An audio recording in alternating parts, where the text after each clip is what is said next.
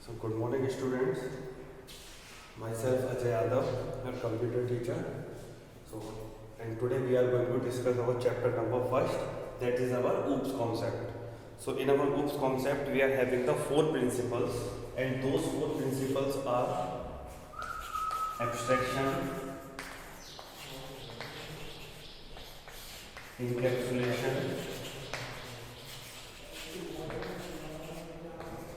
another is polymorphism, and fourth inheritance. Okay, so we are having the fourth concept, that is our abstraction, encapsulation, polymorphism and inheritance. So first we will discuss our abstraction. So what is the abstraction? Abstraction is the act of representing.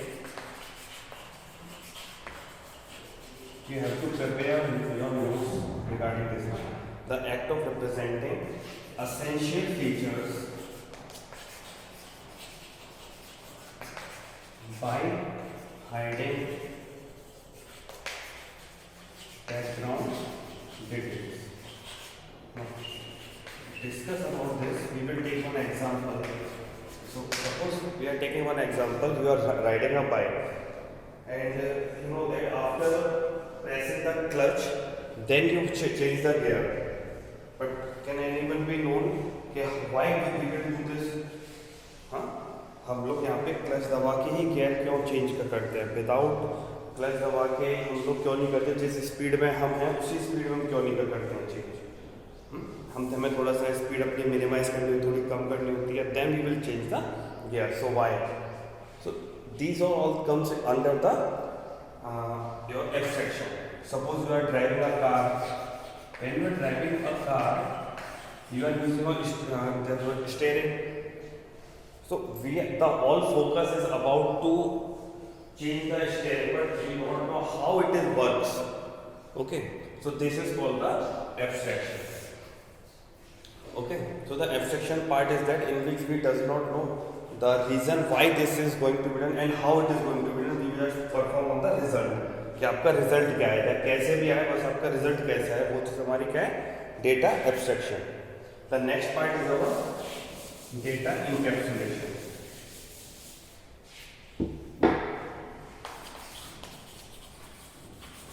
Now what is the data encapsulation? Data encapsulation is of wrapping up of data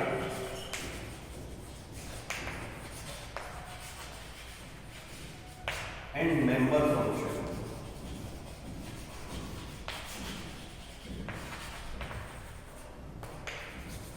into a single unit. And this is our chapter number 2 for the class 9th. Okay. So encapsulation is wrapping up of data and member function into a single unit. For example, this is the definition only. Now we will be discussing the definition. What is the wrapping? Wrapping means to bind. To bind our data and member function. Now what is the data? Data is the state of your object. Data is the state of your object. What is the member function? Member function is the behavior of your object. As we had discussed about the object. So what is the object? Object is the real entity that has some state and behavior. So the state is represented by our data and the behavior is represented by our member function. And now we will discuss the what is data and what is member function. Suppose, just take one example. You are having one dog. You are having one dog. So what is the state or the characteristic of that dog is? It is of brown color. Suppose it is of brown color. It has 4 legs, 1 tail. The breed. Okay. Now what is its behavior? So behavior is about barking, eating, sleeping. All these things come under the behavior. So the characteristic or the state is represented by the data and the behavior is represented by the member function. And when these both things are combined together, they form the encapsulation. So we can say encapsulation is the process in which we bind our data and member function into a one unit, and that unit is called our class. So the question can also come in our exam, so what is the application of the encapsulation? So the answer will be the class. Okay, the answer will be a class, because class is containing the both, that is the data and member function. Data is the data variable. Okay, so the question that comes from this is application of encapsulation, or how to implement the encapsulation in Java. Okay, so these are the two questions that have the only one that is having the same answer, that is your class. So write it down also in your fair notebook, and you can also prepare the notes from this, and you have to prepare the notes. Okay, and if you are having any doubt, you can ask me there, where the video will be posted. Okay. Now next part is our polymorphism. The third is our polymorphism. All are having my WhatsApp number, so if you are having any doubt, you can message me there only. And no one will write anything on the YouTube channel where I will post this. Okay. So what is the polymorphism? So polymorphism is when we represent the ability to represent one object into different forms. When we represent one object into different forms is called our polymorphism. So what does it mean by the, and how is it? The poly plus morphism. This word is derived with the two words. The polymorphism is used with the two words, that is the poly plus morphism. Poly means many and morphism means forms. So when we have the many forms, that is our polymorphism.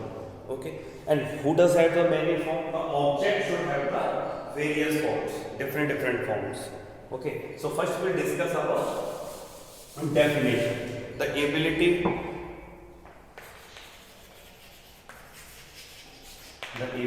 represent one object into different forms. So when we represent our one object into different forms is called our polymorphism. Okay, this is your definition. Now what is its application? You can also write the application. That means the question will come, what is the application of polymorphism, or the another question is the how the polymorphism is implemented in your Java. So the answer will be answer will be function overloading. I will write the function overloading. And what is the function overloading? We will discuss in the afterward we will discuss about the function overloading. Okay. So the main question here is, what is the application or the how we can implement our polymorphism in our Java. So your answer will be the function overloading. Now we will take one example to explain the polymorphism. So suppose I am taking one example myself. As my name is Ajay. Now I am having the different forms, or suppose we will take another example. A man, any man. We will take an example of any man. He can be a son, he can be a teacher, he can be a student. Okay. So we will say that a simple object, a single object, that is the man, is having the different form, that he is also son of someone, he may be a teacher, he may be a student. So in this way we can represent, or we will take another example, one more example. The water can be represented in the three states, that is the liquid, solid and gaseous form. Liquid is our water, liquid is solid our ice, and the gas is the water vapor. But we will discuss the main thing is the object now. So object should be the same, but it is the representation of that object is different. For example, if we will say the room temperature, it is in the liquid form. When we decrease the temperature above the 0 degree, it will change into the solid form in the ice form. And when we have the boiling point of that water, then it will change into the gaseous form in the form of the water vapors. So your water is same, okay, but the change is there in its state. So this is the best example of your polymorphism. In the same way, I can also take one example of myself also. अपने example ले लेते हैं. My name is Ajay, and I can be your teacher. I am your teacher. I am the student of anyone. I am also friend. I am also a son, a brother. So a single object, that is Ajay, is having the different forms at different levels. So for you I am a teacher, for someone I am a student, for someone there is some friends. So I am myself a single object, but I have the different forms. So this is the example of the polymorphism. Okay. So next, the last part is about inheritance. Last part is about inheritance. So what is the inheritance? Inheritance is the process. Inheritance is the process by which we acquire the properties of another class. We acquire the properties of the another class. For example, suppose you first write the definition. The process to acquire, this is proof, properties of other class. Okay, we will write the properties of the another class, that we will say it is the polymorphism.